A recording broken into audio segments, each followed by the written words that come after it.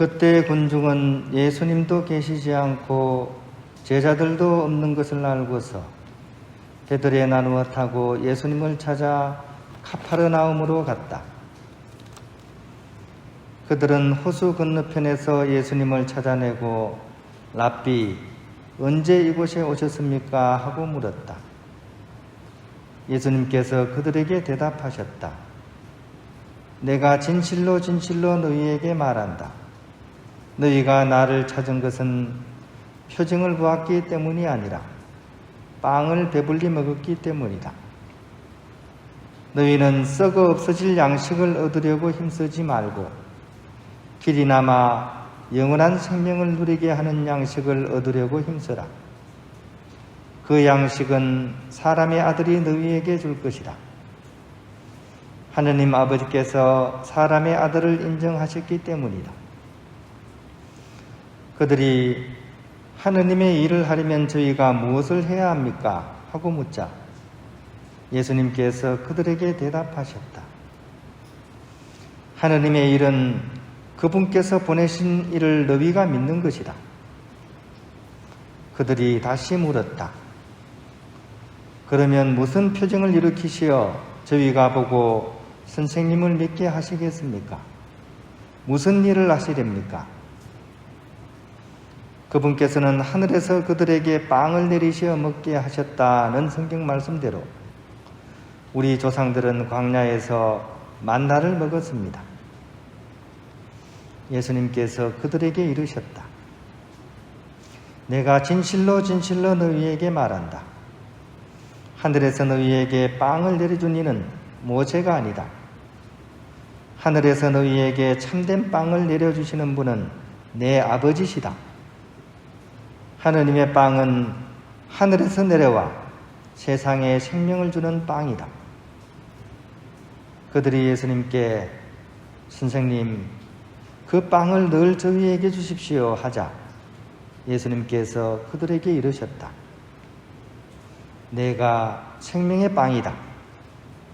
나에게 오는 사람은 결코 배고프지 않을 것이며 나를 믿는 사람은 결코 목마르지 않을 것이다. 주님의 말씀입니다.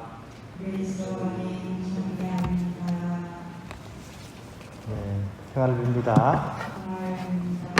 오늘 복음 말씀은 정말 복음 중에 복음 같다는 그런 생각이 들 정도로 정말 중요한 그런 내용들이 담겨져 있는 복음이고 한 번 읽고 쓱 지나치는 것이 아니라 오늘 하루 종일 시간 날 때마다 읽고 묵상해도 계속 이렇게 우리로 하여금 성찰거리가 이렇게 나오게 하는 그런 말씀인 것 같습니다. 제가 어저께 도서관에 가서 책을 하나 빌려왔습니다. 책을 하나 빌려왔는데 조선 후기에 아주 대문장가죠, 그죠? 박지원 선생이 지은 열하일기를 이렇게 빌려와가지고 읽고 있는데 그 책에 보니까 이 재미난 글이 있어요. 황금대기라는 글이 있더라고요. 황금대, 그죠? 그러니까 황금대에 대한 기록 이런 내용입니다. 거기 보면 이런 일화가 전해져 내려옵니다. 3명의 도둑이 무덤을 파서, 그죠? 거기 있는 금을 도구를 했습니다. 그러니까 옛날 그러니까 왕족이나 이런 사람들 이제 그 무덤을 이제 파서 도구를 한 거죠, 그죠? 근데 거기서 이제 커다란 금덩이를 발견한 겁니다. 기분이 너무 좋았어요. 그래서 이걸 자축할 겸 술도 한잔 하기로 했습니다. 그런데 이제 한 도둑 중에 한 도둑이 갑자기 썩 나서면서 내가 가서 지금 술을 사오겠네 이렇게 얘기를 하고 술을 사러 나갔습니다.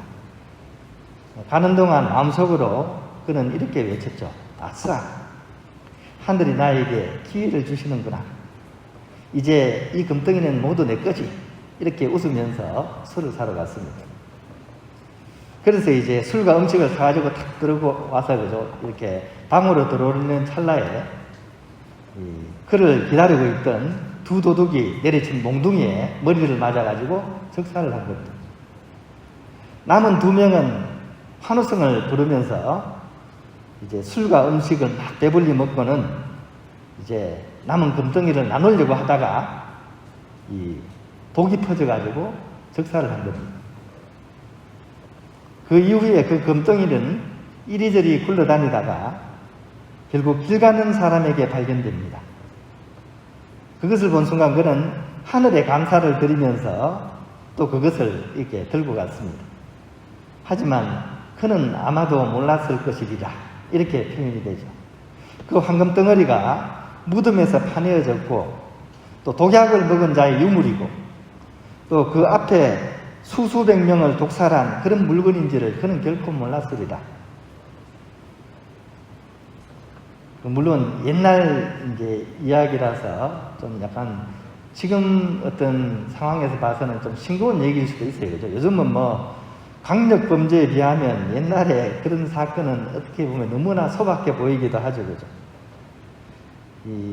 우리 사회는 마찬가지죠. 옛날에는 그런 사건 나면 끔찍하다고 얘기했지만 요즘은 돈 때문에 부모 자식 간에, 부부 간에, 친구 간에, 연인 간에 우리가 상상도 못할 그런 엄청난 일들이 끊임없이 벌어지고 있습니다.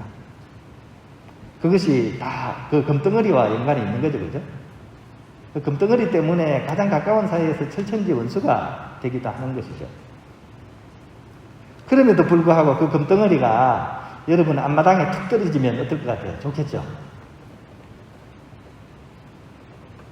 오늘 복음 말씀은 바로 그런 의미에서 사람이 금덩이만으로 사는 것이 아니다, 이런 내용을 담고 있습니다. 예수님께서는 이제 금덩이 대신 빵이라는 단어를 넣었죠. 그죠? 사람이 빵만으로 사는 것이 아니다, 이것을 이제 강조하고 계십니다. 즉 빵과 음식에 대한 그런 굶주림만이 아니라 인생에 있어서 참으로 중요한 것은 인생의 참된 의미에 대한 굶주림이 그 금덩이에 대한 그런 갈망보다도 더 크다는 것을 이 말씀은 이렇게 담고 있는 것이죠. 며칠 전에 저한테 건강검진을 하라고 이제 관리공단에서 이렇게 쪽지가 이렇게 날아왔습니다. 꺼내보니까 이 건강검진을 빨리 받으라고 이렇게 이제 독촉하는 그런 쪽지였는데, 거기 보니까 한국 사람들의 사망 원인에 대해서 쭉 프로테이지를 이래서 나왔더라고요. 보니까 뭐 첫 번째 1위는 무슨 암, 그 다음에 2위는 무슨 암, 이런 식으로 쭉 이렇게 도표로 이렇게 표현되어 있다. 근데 거기에 딱 중간쯤에 한국인들의 그런 사망 원인 중에 자살이 그 당당하게, 그죠? 그 가운데를 당당하게는 아니다, 끔찍하게도, 그죠? 그 중간을 딱 차지하고 있는 거죠. 자살이 사망 원인에, 그죠? 병에 걸려서도 아니고 다른 암보다도 더 많다는 얘기죠. 그죠? 그리고 그 자살률은 한국이 OECD 1위라고 합니다. 물론 뭐 자살을 하는 사람이, 자살하고 싶어 하는 사람이 누가 있겠습니까? 우리가 모르는 그런 수많은 아픔을 가지고서 아마 자살을 하시겠죠. 그죠?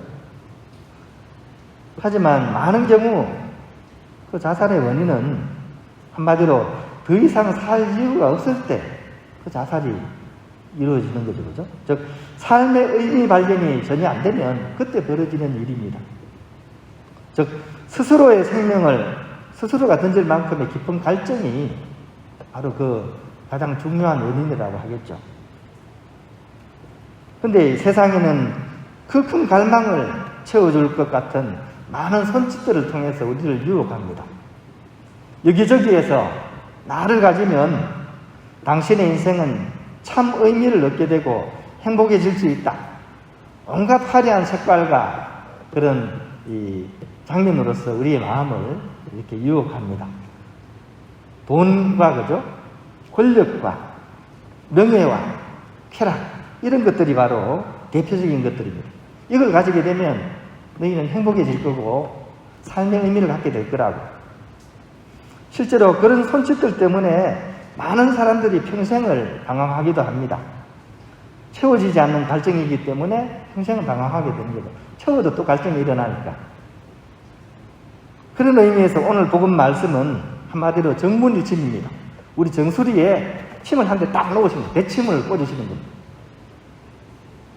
사람들아, 썩어 없어질 그런 양식을 얻으려고 힘쓰지 말고 영원히 살게 하며 결코 없어지지 않을 그런 양식을 얻도록 힘쓰라. 이것이 오늘 예수님께서 우리에게 내어내시는 그런 히든카드입니다. 우리는 이 말씀에 대해서 우리 양심의 손을 넘고서 솔직히 대답해 볼 수 있어야 됩니다. 나는 과연 어떤 양식을 찾으려고 하는가?